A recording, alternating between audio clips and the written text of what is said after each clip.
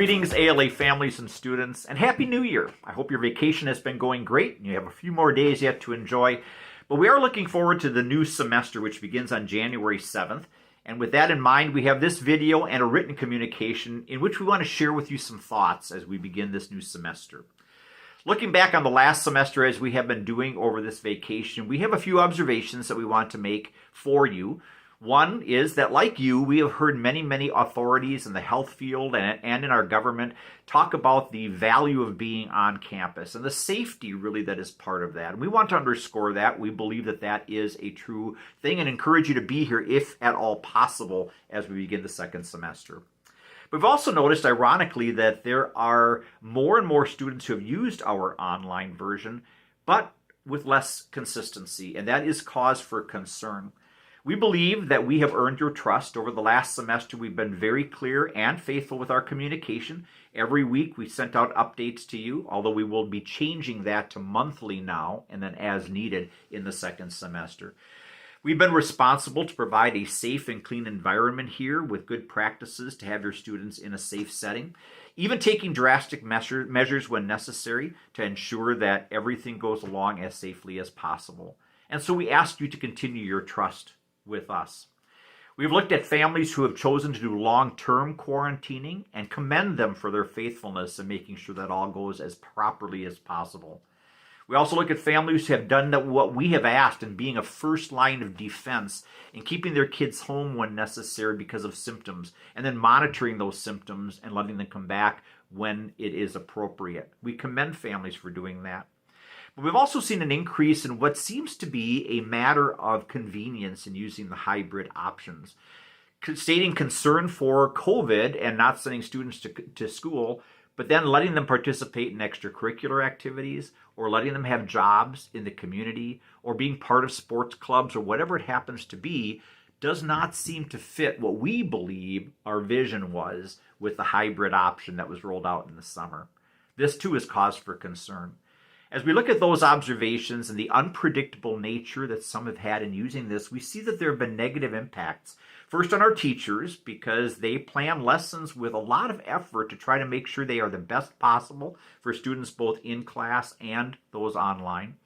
It's negative for our students who are here on campus because they get somewhat of a jostled presentation then if the teacher has to make last minute changes. But really, I think it's been negative on the students who are online in getting the best education possible for them. We have seen so many times internet freezing, cameras inoperational or simply not in existence at all, dialogue between teacher and student that is almost impossible because of the delay of unmuting and muting and whatever other lapse there might be. Collaboration between peers is practically non-existent when they are online. Sometimes students disappear for lengthy periods and we have no idea where they go or what happens during that time. And tardy arrivals have become a big problem. So as we look at all of these things and what to do for the second semester, there are a few things that we want to share with you. First, in the way of promises.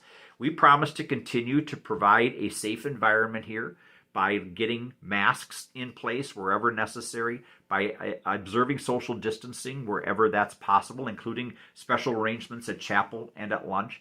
We will continue the longer passing periods, which allows us to clean at school, but for online kids easily should allow them to get to class on time and not in a tardy way. We will continue to, as faithfully as possible, record our lessons and have those posted in Google Classroom for students to refer back to when necessary.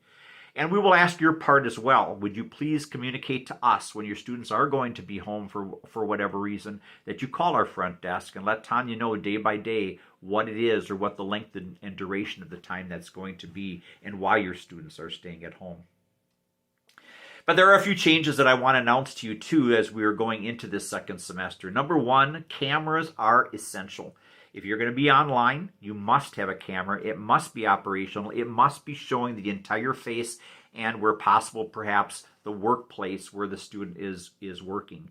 Dress code and a learning environment must be positive as well. Students should dress the part.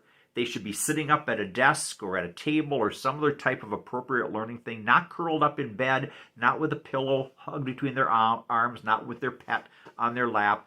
These are things that are not enhancing their educational experience. Tardy arrivals are not going to be permitted. We will be marking those as unexcused tardies as we begin this second semester. Testing may take on a new form, as some classes already did during the first semester exams, where we may be requiring more diligence, more integrity as part of the test, and that might be proctors who must be observing the student when taking their test at home. When a student travels outside of their hometown, out of state, out of the country, they will not be permitted to go online and exercise that online option. And when a student is home for whatever reason, they will not be permitted to join an extracurricular event here on campus. And to whatever extent we're able to watch for it, they should not be using their time to work at a job in the community or participate in a sports club or things like that. If they have concerns about COVID, we would respect that, and then those boundaries should be in place.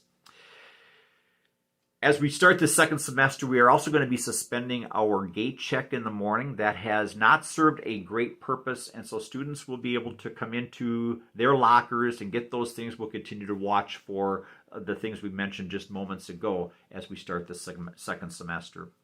So finally, in conclusion, I'm going to ask that you look at these next couple of days to prepare a second semester that's very successful. We ask that you trust us. We are providing a safe place for your students to be, all things considered, and encourage you really, if at all possible, have your kids in school with us as we begin the second semester. We'll see you all on Thursday.